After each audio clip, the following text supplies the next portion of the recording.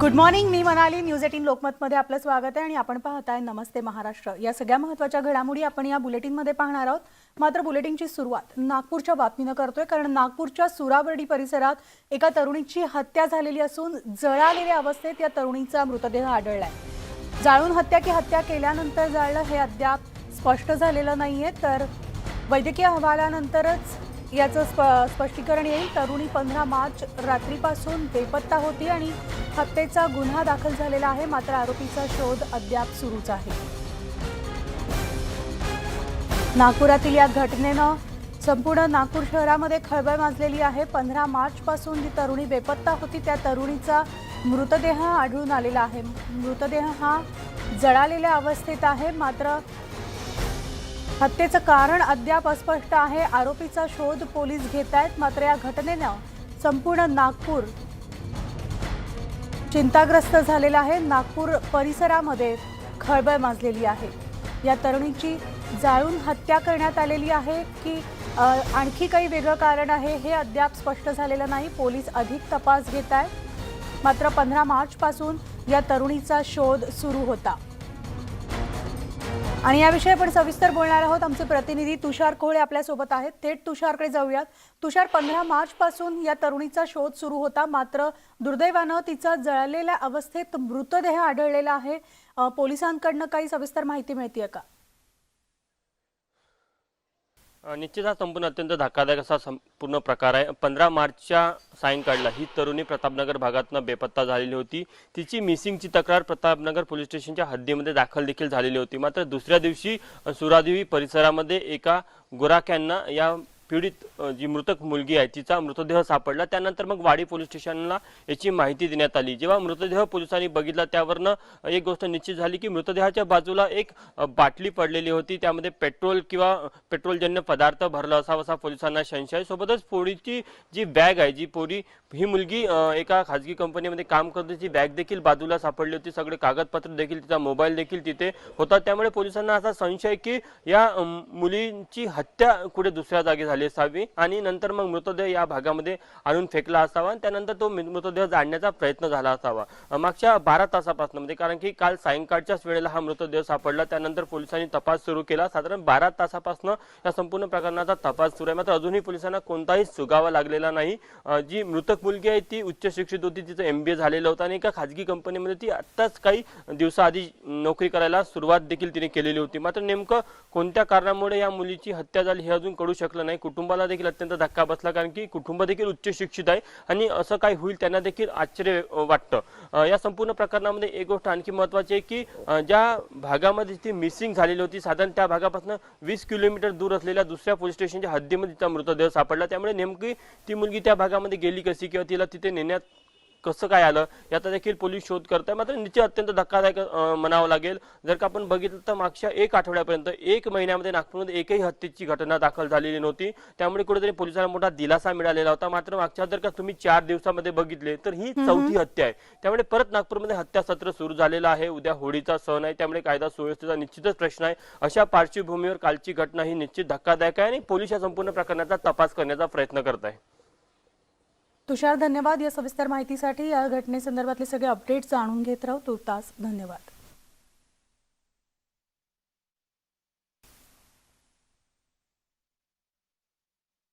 तर शिवसेनेचे पुण्यातील कामगार नेते रघुनाथ कुचिक यांच्या अडचणी आता वाढण्याची शक्यता आहे, कारण शिवाजीनगर पोलीस ठाण्यात त्यांच्या विरोधात दाखल झालेल्या बलात्काराच्या प्रकरणात अनेक नाट्यमय घडामोडी घडत आहेत. बुधवारी या प्रकरणातील पीडित मुलगी अर्धवट गुंगीत थेट गोव्यात सापडल्यानं खळबळ उडाली आहे. शिवसेनेचे 56 वर्षांचे कामगार नेते रघुनाथ कुचिक यांच्यावर शिवाजीनगर पोलीस ठाण्यात एका 24 वर्षाच्या तरुणीनं बलात्काराचा आरोप केलाय. गोव्यात नेऊन कुचिक यांनी बलात्कार केल्याचा आणि बळजबरीनं गर्भपात केल्याची तक्रार केल्यानंतर या संदर्भात गुन्हा दाखल करण्यात आलाय. या प्रकरणात रघुनाथ कुचिक यांना सत्र न्यायालयानं जामीन दिलाय. या सगळ्या प्रकरणात मागील काही दिवसांपासून गायब झालेली तरुणी बुधवारी थेट गोव्यात सापडली. त्यानंतर या प्रकरणात पोलिसांची भूमिका संशयास्पद असल्याचा आरोप चित्रा वाघ यांनी केलाय. मला इंजेक्शन्स देण्यात आली, माझ्याकडनं कुठल्या पेपर्सवर सह्या घेण्यात आल्या, नंतर काय झालं मला आठवत नाही आणि आता मी या ठिकाणी पडली आहे असं तिने मला सांगितलं. तिचा फोन झाल्याबरोबर ताबडतोब मी पुण्याच्या शिवाजीनगर सिनियर PI अनिता मोरे यांना संपर्क केला, त्यांना झालेली सगळी घटना सांगितली आणि त्यांनी आता पुणे शहर आणि ग्रामीण या दोन्ही पोलिसांच्या टीम गोवा पोलिसांच्या इथं पोहोचतायत. मुलीचे आई वडील जे तिच्यासोबत नव्हते ते त्यांच्या घरी होते, ते सुद्धा त्या ठिकाणी येत आहेत. दरम्यान 2 दिवसांपूर्वी ही मुलगी गायब झाली असल्याची माहिती चित्रा वाघ यांनी पोलिसांना दिली होती. त्यानंतर या प्रकरणात गूढ वाढलं होतं. पण या प्रकरणात आज नवीन माहिती समोर येतेय. 2 दिवसांपासून गायब असलेली पीडिता गोव्यात सापडली. मडगावच्या कोलवा गावात अर्धवट गुंगीत सापडल्याची माहिती समोर येतेय. गोवा पोलिसांनी पीडित तरुणीला शोधलंय. पीडितेला गोव्यात नेणाऱ्यांमध्ये काही पोलीस असल्याचाही आरोप करण्यात आलाय. दरम्यान आपलं अपहरण करून इंजेक्शन देऊन गोव्यात आणून सोडल्याचा आरोप पीडित मुलीनं केला आहे. आज आपण दिलेल्या या न्यायामुळे मी इतकी धन्य झाले की माझ्या डोळ्यातून एक अश्रूही येऊ शकत नाही. एवढा न्याय तुम्ही मला दिला त्याबद्दल खूप धन्यवाद. आता मी मेल्यानंतर श्रद्धांजली वाहून मेणबत्त्या जाळून तुम्ही मला अजून न्याय देऊ नका कृपया. दरम्यान कुचिक यांच्यावर गुन्हा दाखल करण्यात आलेल्या या प्रकरणात बुधवारी पोलिसांनी त्यांची पुरुषार्थ चाचणी केली. या प्रकरणात पोलिसांवर आरोप झाल्यानंतरही पुणे पोलिसांनी कुठलंही स्पष्टीकरण दिलेलं नाही. त्यामुळे आता या प्रकरणात पुढे काय समोर येतं हे बघणं महत्त्वाचं ठरणार आहे. पुण्याहून वैभव सोनवणेसह प्रशांत बाग, न्यूज 18 लोकमत, मुंबई. तर आता रघुनाथ कुचिकांवर बलात्काराचे आरोप झाल्यानंतर काही फोन रेकॉर्डिंग्स न्यूज 18 लोकमतच्या हाती लागलेत आणि यातील संवादावरून एक पुरुष मुलीला गर्भपात करण्याचा सल्ला देत असल्याचं दिसतंय. तर या ऑडिओ क्लिप आपलीच असल्याचं रघुनाथ कुचिकांवर आरोप करणाऱ्या तरुणीचं म्हणणं आहे आणि या रेकॉर्डिंग मधले आवाज नेमके कुणाचे आहेत याची पुष्टी न्यूज 18 लोकमत अजिबात करत नाहीये. पहिल्या फोन रेकॉर्डिंग मध्ये नेमकं काय आहे ते आपण ऐकूयात.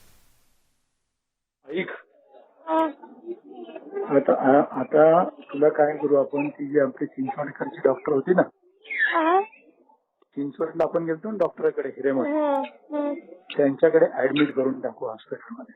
म्हणजे टेन्शनच नको, कारण काय गडबड नको, मग बाकीचं नंतर बघू आपण काय करायचं ते. मी जरा 5-10 मिनिटं थांब, मी त्याच्याशी बोलून. म्हणजे काय कर, तुम्ही हॉटेलला जाऊन बघा थोडंसं बॅग काय तुला सामान पाहिजे तेवढं घे आणि डायरेक्ट तो तुला माणूस घेऊन येईल गाडीत, तुम्ही डायरेक्ट तिथे जाऊन ऍडमिट होऊन घ्या, बाकीचं मी बघतो. ओके, कारण हॉस्पिटलमध्ये असल्यामुळे टेन्शन नको. हॉस्पिटलमध्ये तू अगदी ऍडमिट असेल तर टेन्शन नाही ना बाकीचं.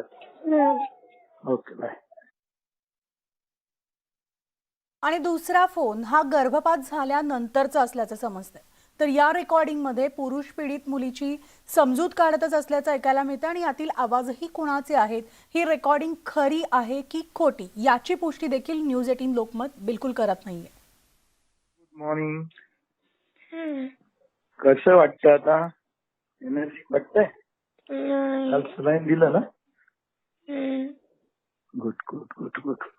काय म्हणतो बघा, मी आता एक काम करणार आहे.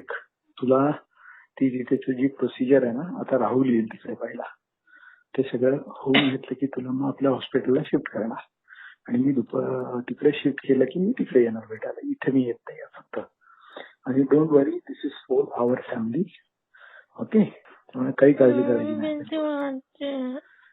माझ्या आम्ही आहे ना, आता भीती काय वाटायची बिलकुल नाही. आता now your in set and solve. Doctor clear. Now you are in very safe and safe. डॉक्टरांनी हे ते सगळं. त्यामुळे मला उलट काल मला खूप टेन्शन होतं त्याच्यामुळे, आणि काय औषध वगैरे नव्हतं ना, सलाईन नव्हतं तिथे पोटात. त्यामुळे बिनधास्त नाव, यू बी प्राऊड. ओके, आणि तो आपला माणूस आहे, जरा काही सांगितलं तरी काय हरकत नाही. He will take care all of, he will be with you. चलो, good luck my sweetheart. Okay, bye. तर या दोन्ही ऑडिओ क्लिपची पुष्टी न्यूज 18 लोकमतनं केलेली नाहीये. वयात पुढच्या बातमीकडे. मुंबई गुन्हे शाखेनं अंगडिया खंडणी प्रकरणी पोलीस उपायुक्त सौरभ त्रिपाठी यांना फरार घोषित केल्यानंतर आता त्यांच्या निलंबनाचा प्रस्ताव पाठवण्यात आलाय. तर 3 पोलीस निरीक्षकांच्या अटकेनंतर पोलीस उपायुक्त सौरभ त्रिपाठी गेल्या काही दिवसांपासून कामावरच आलेले नाहीयेत आणि त्यानंतर पोलिसांनी सौरभ त्रिपाठींना फरार घोषित केलंय आणि त्याचा अहवाल देखील गृह खात्याला पाठवण्यात आलाय आणि त्यामुळेच आता IPS अधिकारी असलेल्या सौरभ त्रिपाठींवर प्रशासकीय कारवाई होण्याची शक्यता आहे.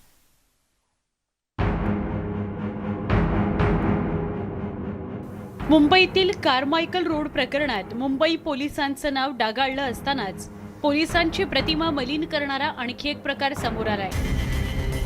खंडणी प्रकरणात उपायुक्त दर्जाच्या अधिकाऱ्याला फरार घोषित करण्यात आलंय. मुंबईतील गुप्त व्यापार करणाऱ्या अंगडियांकडे कोट्यवधी रुपयांची खंडणी मागितल्याप्रकरणी DCP सौरभ त्रिपाठी यांना मुंबई पोलिसांनी फरार घोषित केलंय. अंगडिया खंडणी प्रकरणी सौरभ त्रिपाठी यांच्यावर कारवाई करण्यात आली. त्यांची झोन 2 मधून बदली करण्यात आली. मात्र जेव्हापासून त्यांची बदली करण्यात आलेली आहे तेव्हापासून ते कामावर रुजू झाले नाही. एवढंच काय तर त्यांचा संपर्क देखील होऊ शकला नाही आणि याचकरता मुंबई क्राईम ब्रांचच्या एका टीमनं सौरभ त्रिपाठी यांच्या लखनौ येथील घरी भेट दिली. मात्र पोलिसांच्या हाती काहीच लागलं नाही. या प्रकरणी आतापर्यंत 3 पोलीस निरीक्षकांना अटक करण्यात आली आहे, ज्यात LT मार्ग पोलीस ठाण्यात पोलीस निरीक्षक ओम बंगाटे, सहाय्यक पोलीस निरीक्षक नितीन कदम आणि पोलीस उपनिरीक्षक समाधान जमदाडे या 3 अधिकाऱ्यांवर कारवाई झाली आहे. त्यानंतर आता या प्रकरणी पोलीस उपायुक्त DCP सौरभ त्रिपाठी यांना मुंबई पोलिसांनी फरार घोषित केलंय. संकलनाच्या वेळी या झोनचे DCP सौरभ त्रिपाठी होते.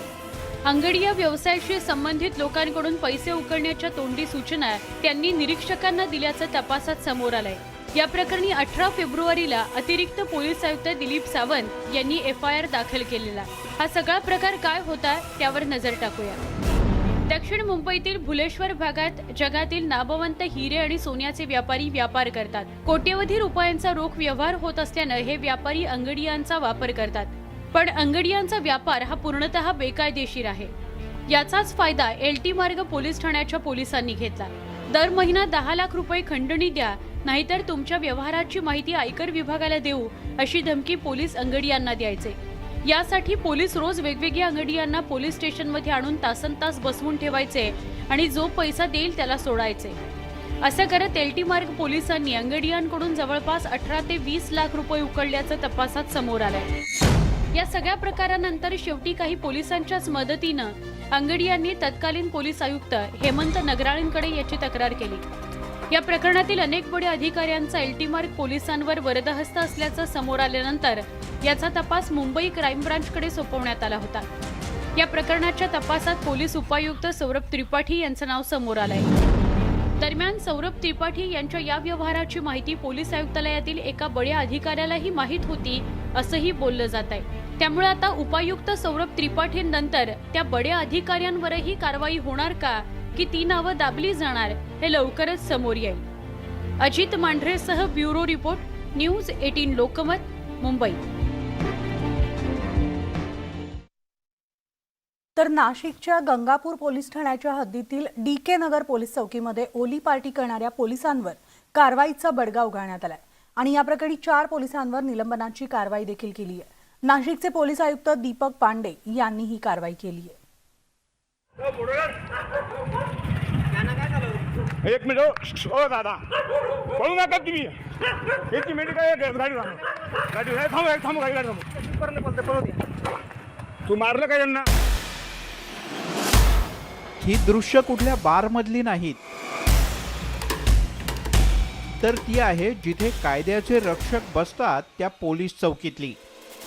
नाशिकच्या गंगापूर रोडवरच्या DK नगर पोलीस चौकीत होळीच्या आधीच पोलिसांची ओली पार्टी रंगली होती. या पार्टीसाठी सगळी सोय टेबलवर मांडण्यात आल्याचं दिसून येत आहे. पण एका टवाळखोराची तक्रार देण्यासाठी एक जागरूक नाशिककर इथे पोहोचला आणि हा सगळा धक्कादायक प्रकार उघडकीस आला. आता आपण ज्या पोलीस चौकीमध्ये आहोत, याच पोलीस चौकीमध्ये काल काही पोलीस कर्मचारी जे आहे ते मद्य पार्टी करत होते. जो टेबल आपल्याला दृश्यांमध्ये दिसतोय याच टेबलवर ही मद्य पार्टी सुरू होती. ते 3 ते 4 कर्मचारी जे आहे ते याच टेबलवर बसून मद्य पार्टी करत होते आणि या ठिकाणी तक्रार देण्यासाठी आलेल्या लोकांशी अरेरावी करत होते. या ठिकाणी आलेल्या नागरिकांनी या संपूर्ण प्रकरणाचं चित्रीकरण केलं आणि हा संपूर्ण प्रकार जो आहे तो प्रकाशात आला. तक्रार देण्यासाठी गेलेल्या नागरिकामुळे आपलं बिंग फुटेल अशी भीती पोलिसांना वाटली असावी. त्यामुळे मद्याच्या धुंदीत एक मिनिट त्यांनी कर्तव्य विसरून सरळ तक्रारकर्त्यालाच मारहाण केल्याचा आरोप स्थानिक नागरिकांनी केलाय. पोलिसांनी अशा प्रकारे पोलीस चौकीतच दारू पार्टी रंगवून चौकीचा बार बनवल्यानं संताप व्यक्त होतोय. तर तिथं जे पोलीस हजर होते ते स्वतःच दारू पित होते आणि जेव्हा यांनी विचारलं की मला ही कंप्लेंट करायची आहे तर ते त्या नागरिकालाच मारायला लागले आणि ते ज्येष्ठ नागरिक होते. तर मग सगळी लोक धावून आलेत आणि ते पोलीस तिथून पळून गेलेत. किती पोलीस होते? 4 पोलीस होते आणि 40 जण दारू पित होते. पोलिसांनी ह्या नको त्या गोष्टीकडे लक्ष देण्यापेक्षा ज्या काही सोनचाक्या चोरी असतील किंवा घरफोड्या असतील या गोष्टीकडे लक्ष दिलं तर जास्त संयुक्तिक होईल. या घटनेची गंभीर दखल घेत नाशिकच्या पोलीस आयुक्तांनी पार्टी करणाऱ्या 4 पोलिसांवर निलंबनाची कारवाई केली आहे. टपरीवजा पोलीस चौकीमध्ये पोलीस कर्मचारी काम करतायत हे योग्य नव्हे. त्यामुळेच लवकरच शहरातील सर्व पोलीस चौक्या अद्ययावत करणार असल्याचं पोलीस आयुक्तांनी म्हटलंय. त्याच्यामध्ये 4ही पोलीस कॉन्स्टेबल ते शासकीय गणवेशात जरी ड्युटी संपली होती तरी आपलं एका ठिकाणी ज्याला पोलीस चौकी म्हणून तात्पुरता तरी मान्यता होती अशा ठिकाणी ते दारू पीत आढळून आले होते. म्हणून त्यांना सर्व चारही कॉन्स्टेबलला निलंबित करण्यात आलेलं आहे आणि त्याच्यावर मेजर पेनल्टीचे पनिशमेंट करण्यासाठी विभागीय चौकशीचे आदेश देण्यात आलेला आहे. दारू पिऊन पळून राहिला काय नाव तुझं? नाव काय तुझं? हो हवालदार. पोलीस दल नागरिकांसाठी चांगली कामगिरी करत असतं, पण अशा प्रकारांमुळे संपूर्ण पोलीस दलाच्या कामगिरीला गालबोट लागतं. अशा तर्राट पोलिसांवर त्वरित कारवाई केल्यामुळे भविष्यात असे प्रकार करण्यास कुणी धजावणार नाही अशी अपेक्षा आहे. लक्ष्मण घाटोळ, न्यूज 18 लोकमत, नाशिक. आणि आता बातमी आहे फोन टॅपिंग प्रकरणातली. कारण फोन टॅपिंग प्रकरणामध्ये राज्याचे विरोधी पक्षनेते देवेंद्र फडणवीस यांचा रविवारी मुंबई पोलिसांकडून जबाब नोंदवण्यात आला होता. फडणवीसांची तब्बल 2 तास यामध्ये चौकशी झाली, त्यांचा जबाब नोंदवला गेला. मात्र यामध्ये आता नेमके कोणते प्रश्न विचारण्यात आले, सूत्रांनी याबाबत माहिती दिली आहे. एसआयडी भागातील 24 जणांचे जबाब नोंदवण्यात आलेले असून आणखीही काही जणांचे जबाब नोंदवले जाणार असल्याची माहिती सूत्रांनी दिली आहे.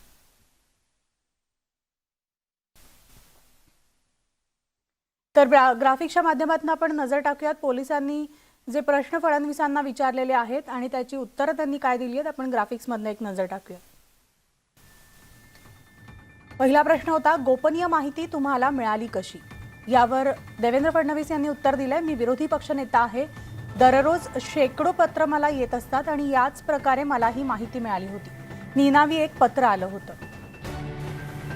दुसरा प्रश्न होता, ही गोपनीय माहिती तुम्हाला कुणी दिली? मला दररोज अनेक लोक भेटायला येतात आणि निनावी पत्र देखील येतात, त्यातच मला ही माहिती मिळाली. तिसरा प्रश्न होता, एसआयडी विभागातील कोण अधिकारी कर्मचारी आहेत, तुम्हाला त्यांनी ही माहिती दिली आहे का? यावर फडणवीस यांचं उत्तर होतं, नाही.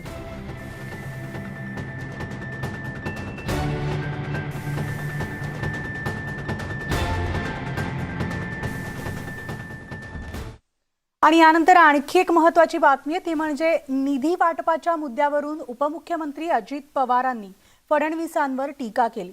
2 दिवसांपूर्वी देवेंद्र फडणवीसांनी मवियामधील काही नेत्यांना लक्ष्य केलं होतं आणि त्यांच्या टीकेला अजित पवारांनी प्रत्युत्तर दिले.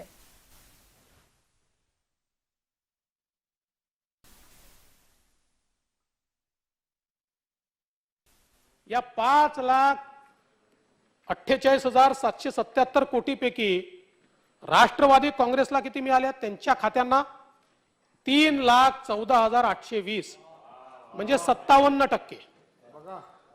काँग्रेसच्या खात्यांना किती आहेत? 1,44,193 कोटी म्हणजे 26%. आणि परब साहेब, आपल्या शिवसेनेची काय परिस्थिती बघा, 90,181 कोटी म्हणजे 16%. 16%. आणि जिथे पगार जास्त द्यावा लागतो अशी खाती राष्ट्रवादीकडे नाही आहेत, ती खाती काँग्रेसकडे आहे. शिक्षण विभाग, ती खाती तुमच्याकडे आहे, उच्च शिक्षण विभाग. त्यामुळे अजितदादांना मानलंच पाहिजे. डंके की चोट पे काम. मागच्या वेळेस हेच केलं, याही वेळेस हेच. असं पाहिजे ठाम, एकदम ठाम. सगळा पैसा राष्ट्रवादी म्हणजे राष्ट्रवादी. काय 57%. कधी कधी काही सन्माननीय सदस्य नीट म्हणजे ह्याच्या खोलात न जाता पेपर नुसता वाचला, अरे काय चाललंय, म्हणजे शिवसेनेच्या कार्यकर्त्यांना राज्यामध्ये वाटेल काय उद्धव ठाकरे साहेबांना ते कळतं की नाही, दिसतं की नाही, अरे काय म्हणजे असंच वाटणार. किंवा बाळासाहेब थोरात काय करतात, हे काय करतात, असं काही नसतं.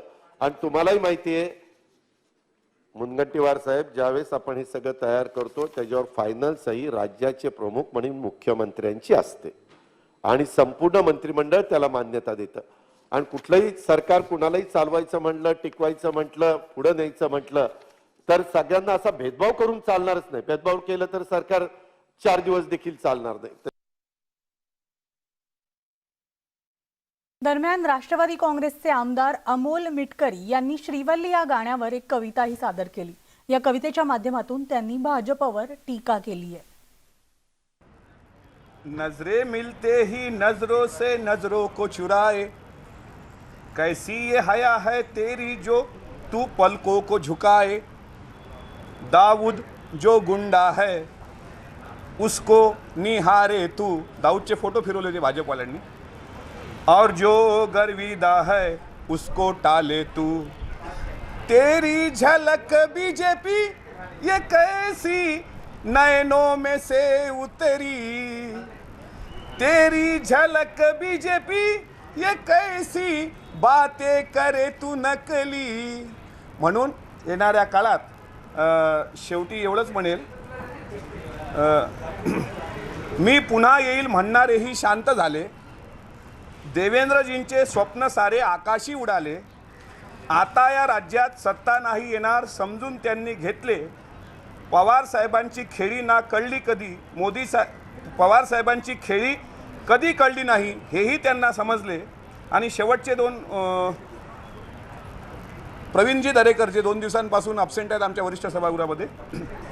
दरेकर साहेब का उगाच मजूर झाले तुम्ही, मुंबई बँकेत मजूर संस्थेतून निवडणूक लढविली तुम्ही, आमदार असूनही मजुरी सांगा का बरं करायची, अपात्र झाल्यावर श्रीमंत मजुरांनी दात कुठे मागायची, विरोधी पक्षनेते म्हणून तुम्हीच असावे यही हमारी बोली है प्रवीण जी, बस बुरा मत मानो, ये महाविकास आघाडी की होली है.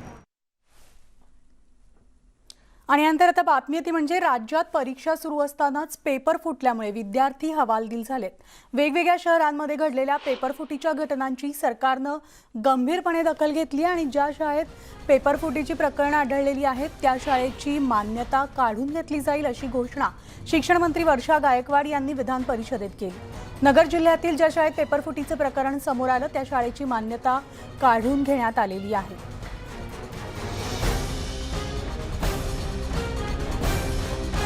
पण यावेळी काय झालं, कोरोनाची परिस्थिती असल्यामुळे आपण प्रत्येक शाळेला हे एक्झामिनेशन सेंटर केलं आणि त्यामुळे या शाळेला सुद्धा आपण दिल्या. ज्या वेळेला ते पत्रकार तिथे गेले तेव्हा त्यांनी तिथे पाहिलं की काही शिक्षक मंडळी आणि त्या ठिकाणी कॉपी करण्याचं काम त्या ठिकाणी सुरू होतं. मला आपल्या माध्यमातून या सभागृहाला सांगायचं की त्या शाळेची मान्यता रद्द करण्याचा निर्णय आम्ही घेतलेला आहे आणि अशा शाळा जर काही प्रकार होत असतील तर त्यांना भविष्यामध्ये मान्यता रद्द करणार, त्यांना कधीही 10वीचं दिलं गेलं नाही, त्या संदर्भामध्ये 10वीचं पुढचं परीक्षा देता येणार नाही, या संदर्भातला निर्णय आम्ही घेतलेला आहे. सभापती महोदय, मला आपल्या माध्यमातून महाराष्ट्रातल्या जनतेला आणि महाराष्ट्रातल्या पालकांना आणि विद्यार्थ्यांना नम्रतेने सांगायचंय की आपल्या सर्वांना आम्ही विनंती केलेली आहे की आपण परीक्षा केंद्रावर 1 तास आधी, म्हणजे आपण सगळ्यांनी परीक्षा केंद्रावर 9:30ला पोहोचलं पाहिजे. जे विद्यार्थी उशिरा येतात, आता आम्ही निर्णय घेतलेला आहे की कोणत्याही विद्यार्थ्याला 10:30 नंतर घेत असताना जोपर्यंत त्याची पूर्ण तपासणी होत नाही सभापती महोदय, तोपर्यंत त्यांना परीक्षेला बसू दिलं जाणार नाही. आणि यानंतर बातमी पाहूया ती म्हणजे काश्मीरी पंडितांच्या स्थलांतरावर भाष्य करणारा द काश्मीर फाईल्स या चित्रपटावरून राज्यात सध्या चांगलंच राजकारण रंगलंय. तर हा सिनेमा अनेक राज्यात करमुक्त करण्यात आला आणि त्यामुळे महाराष्ट्रात देखील हा चित्रपट करमुक्त करण्याची मागणी भाजपकडनं करण्यात येते. मात्र आता ह्यामध्ये खरं जीएसटी मध्ये 50% CGST असतो आणि 50% SGST असतो. हे मुनगंटीवार साहेब आपल्याला चांगलं माहिती आहे. नाही ऐका तरी, आता हे काश्मीरचं आहे ना, त्याच्यावर कालच पंतप्रधानांनी पण ह्याच्याबद्दलचा मला वाटतं पार्लमेंटमध्ये याबद्दल काही सूतोवाच त्या ठिकाणी केलं. राज्य सरकारने निर्णय घेतला तर तो फक्त SGSTचा असतो, केंद्र सरकारने घेतला तर तो CGSTचा त्या ठिकाणी येतो. त्याच्यामुळं केंद्र सरकारनेच हा निर्णय घेतला तर संपूर्ण देशालाच तो लागू होईल ना. संपूर्ण असं तरी भेदभाव कशाला की बाबा हा चित्रपट फक्त महाराष्ट्रातल्याच काश्मीर फाईल्स हा लागू तो. न्यूज 18 लोकमत.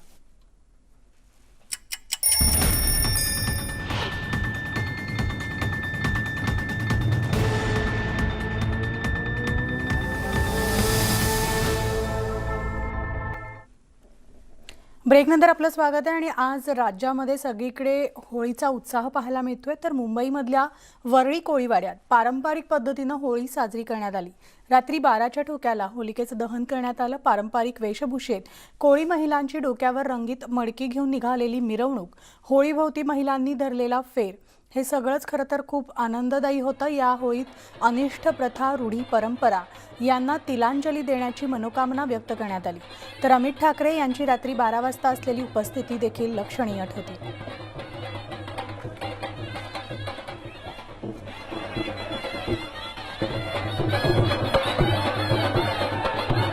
दुष्ट प्रथा, दुष्ट रूढी, दुष्ट परंपरा आणि दुर्जन या सगळ्यांचा नाश होऊ दे. आणि याच करता या होळीच्या निमित्तानं जो जागर केला तो हाच आहे. महाराष्ट्रातली राजधानी मुंबई आणि मुंबईचा खरा मूळ मुंबईकर तो म्हणजे कोळी.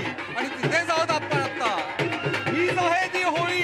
वरळी आणि वेसावे या ठिकाणी पहिल्या जल्लोषात ही पहिली मानाची होळी, ज्या ठिकाणी सुरुवात होते होलिकोत्सवाची, ज्या ठिकाणी सुरुवात होते होळीची, ज्या ठिकाणी सुरुवात होतो या सगळ्या गोष्टींचा विनाश करण्याची, आज हे सगळे जण मोठ्या आनंदात, उल्हासात, जल्लोषात या ठिकाणी दिसत आहे. खर तर ही नांदी आहे अनेक गोष्टींची. हा उत्साह दिसतो अनेकांचा. खर तर कोरोना अजूनपर्यंत गेला नसला तरी ज्या पद्धतीनं गर्दी पूर्ण या उत्सवामध्ये सामील झाली आहे, आकर्षक रोषणाई केली आहे. उन्हाळे नावाचं हे जे झाड आहे या ठिकाणी आणलं जातं, लावलं जातं आणि पारंपरिक नृत्य, पारंपरिक वेशभूषा याच्या आधारावर, याच्या सहभागानं खऱ्या अर्थानं कोळी बांधव, कोळी राजा आपला याच्यात सामील होतो. आणि अखेर या होळीचं एक या ठिकाणी आपण बघतोय की अग्नी देण्यासाठी म्हणून वेगवेगळी प्रथा असते, परंपरा असते. कोळी महिला ज्या पद्धतीने रंगीत मडके डोक्यावर घेऊन प्रदक्षिणा मारतात, या होळीची विधिवत पूजा केली जाते आणि यानंतर खऱ्या अर्थानं हा उत्सव साजरा केला जातो. थेट रात्री 12ची वेळ, दिवसाची सुरुवात आणि याच ठिकाणी या ठिकाणी होळीची. अनेक वेगवेगळे नेते, राजकारणी या ठिकाणी आले. या ठिकाणी अनेकांनी इथे सहभाग नोंदवला. आजूबाजूच्या एरियातल्या सगळ्यांचा उत्स्फूर्त सहभाग या ठिकाणी होता. पण प्रत्येकाच्या मनात भावना हीच होती, या निमित्तानं का होईना पण आपण कोरोनावर मात केली आहे. पण पुन्हा जर का असे आपण सगळे एकत्र आलो तर अनेक गोष्टींचा सामना आपल्याला करावा लागेल. वाईट गोष्टी, वाईट प्रथा, वाईट रूढी या सगळ्यांचा नाश होऊ दे, हीच आहे भावना आणि इच्छा या प्रत्येकाची मनोकामना करताय. आणि ही आहे ती मानाची पहिली होळी. व्हिडिओ जर्नलिस्ट उमेश गोविलकरसह प्रशांत बाग, न्यूज 18 लोकमत, वरळी, वेसावे, मुंबई. तर सातपुडा पर्वतरांगांमध्ये वसलेल्या नंदुरबार जिल्ह्यात होळी उत्सवाची धूम सुरू झाली आहे. रात्री जसजशी रात्र वाढत जाते तसतशी तिथल्या उत्सवाची रंगत अधिकच वाढत जाते. दगडापासून तयार केलेल्या रंगापासून अंगावर काढले जाणारे बाबा बुद्ध्या, पारंपरिक वेशभूषा आणि तल्लीन होत नाचणारे आदिवासी बांधव हे इथल्या होळीचं आकर्षण आहे. नंदुरबारमधल्या प्रकाशाजवळ असलेल्या वाडी वसाहतीतल्या होळीच्या तयारीचा आढावा घेतलाय आमचे रिपोर्टर तुषार शेटे यांनी.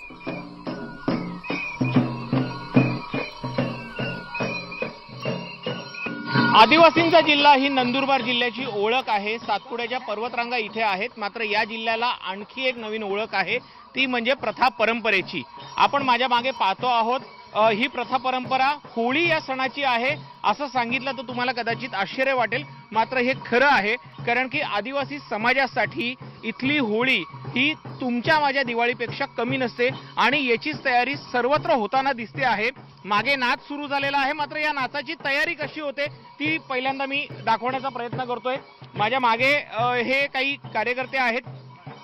ते झोपलेले आहेत असं जरी वाटत असलं तरीही प्रत्यक्षात त्यांचा मेकअप सुरू आहे आणि हा मेकअप नॅचरल मेकअप आहे. त्यांच्या अंगावरती गोंदवलं जात आहे, रंगवलं जात आहे, ज्याला बाबा बुध्या असं या भाषेत म्हणतात. आणि मुळातच हा समाज आदिवासी आहे, मागासलेला आहे, त्यामुळे इथली प्रत्येक गोष्ट नैसर्गिक असते. जो पांढरा रंग वापरला जातोय तर तो रंग नाहीये, तो दगडापासनं बनवलेला रंग आहे. या दगडाला गरम केलं जातं आणि आपण हे पाहतो की अशा पद्धतीनं यांच्या अंगावरती वेगवेगळ्या पद्धतीनं वेगवेगळ्या डिझाईन्स ज्या आहेत त्या केल्या जात आहेत.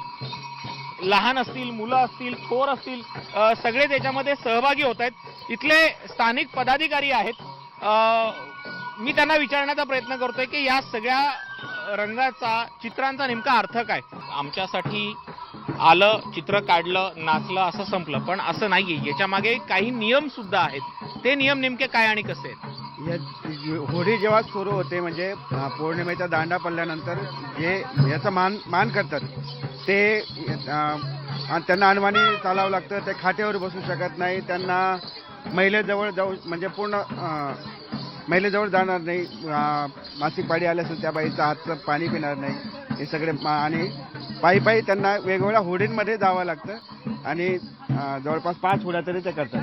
इथे मध्यभागी एक महिला नृत्य करताना दिसते आहे, मात्र तुम्ही जर तिला नीट निरखून पाहिलं तर ती महिला नाहीये, तर ती पुरुष आहे.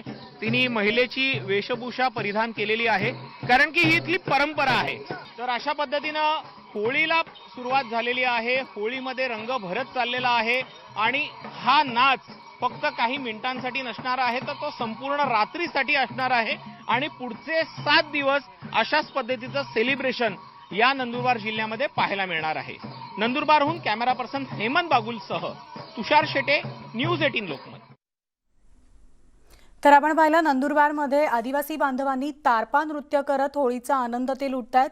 आता जाऊयात कोकणातल्या होळीमध्ये, कारण कोकणातली होळी सुद्धा काही खासच असते. होळीच्या निमित्तानं कोकणातील वेगवेगळ्या वाड्यांमध्ये शंकासुराचे खेळ रंगतात आणि ही कोकणातली शेकडो वर्षांची परंपरा आहे. होळीच्या आदल्या दिवशीपर्यंत हे शंकासूर आणि खेळ पंचक्रोशीत घरं घ्यायला जातात. पाहूयात त्याचीच ही एक छोटीशी झलक.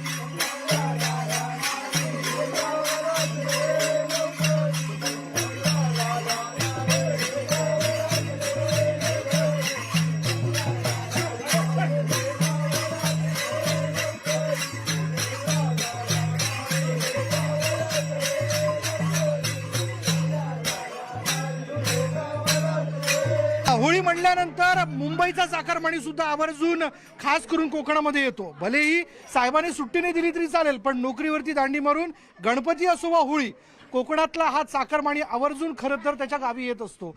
पण होळीच्या 8 दिवस अगोदर, साधारण 8 ते 9 दिवस अगोदर जर आपण बघितलं तर वेगवेगळ्या वाड्यांमध्ये शंकासुराचे आणि त्याचबरोबर त्यांच्या सगळ्या समूहाचे वेगवेगळे खेळ रंगतात आणि तेच हे खेळ जे आपण बघतोय या क्षणाला आपल्याला बघायला मिळतात. खरं तर या सगळ्या कालावधीमध्ये या समूहाला फार मोठा मान असतो. आत्ताच नाही तर कोकणातल्या या संस्कृतीत ज्याला आपण शेकडो वर्षांची परंपरा म्हणू शकतो अशी ही जी परंपरा आहे जी आपल्याला इथे या होळीच्या निमित्ताने आल्यानंतर बघायला मिळते. तर राज्यभरातला देशभरातला होळीचा उत्साह आम्ही तुमच्यापर्यंत पोहोचवत राहणार आहोत. मात्र नमस्ते महाराष्ट्रामध्ये आत्ता वेळ झाली आहे इथेच थांबण्याची. ताज्या घडामोडींसाठी तुम्ही पाहत राहा न्यूज 18 लोकमत. शिवाय आमचं फेसबुक, ट्विटर आणि यूट्यूबला सुद्धा फॉलो करा.